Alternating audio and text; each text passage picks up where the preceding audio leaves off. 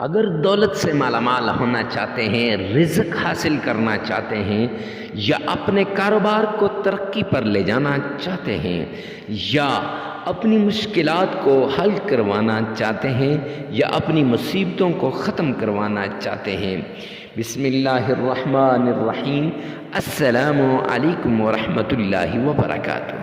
ماہ رجب کے اندر کسی بھی دن سورۃ الکوثر کا یہ عمل کر لیں، انشاءاللہ ساری زندگی دولت سے مالا مال ہو جائیں گے، رزق سے مالا مال ہو جائیں گے۔ جس نے بھی اس عمل کو کیا وہ خوشیوں سے ایسے دوبالا ہوا کہ وہ سوچ بھی نہیں سکتا کہ اللہ نے اتنی خوشیاں اسے عطا کیں۔ جس نے بھی یہ عمل کیا اسے دولت سے مالا مال ہوا وہ، اور اللہ کے ہاں سے اتنا رزق، اتنی دولت، اتنا مال ملا کہ وہ سوچ بھی نہیں سکتا۔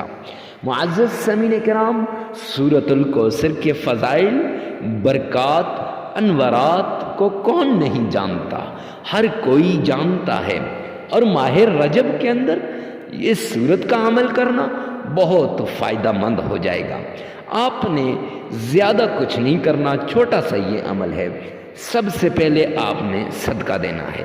صدقے سے بلائیں ٹل جاتی ہیں، مصیبتیں دور ہو جاتی ہیں، تکلیفیں ختم ہو جاتی ہیں، اللہ کی معیت، اللہ کی مدد شامل حال ہو جاتی ہے۔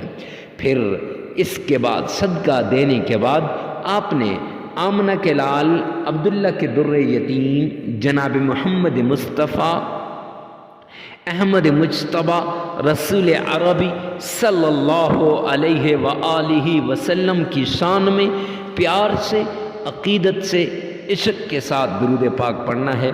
آئیے میرے ساتھ مل کے درود پاک پڑھیے گا۔ اللہم صلی علی محمد وعلی آل محمد کما صلیت علی ابراہیم وعلی آل ابراہیم انک حمید مجید۔ اللہم بارک علی محمد وعلی آل محمد کما بارکت علی ابراہیم وعلی آل ابراہیم انک حمید مجید۔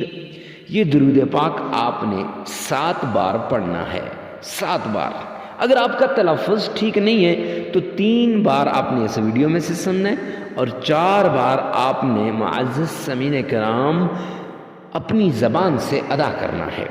درود پاک پڑھنے کے بعد آپ نے اس کے بعد تعوذ پڑھنا ہے 7 بار۔ اعوذ باللہ من الشیطان الرجیم،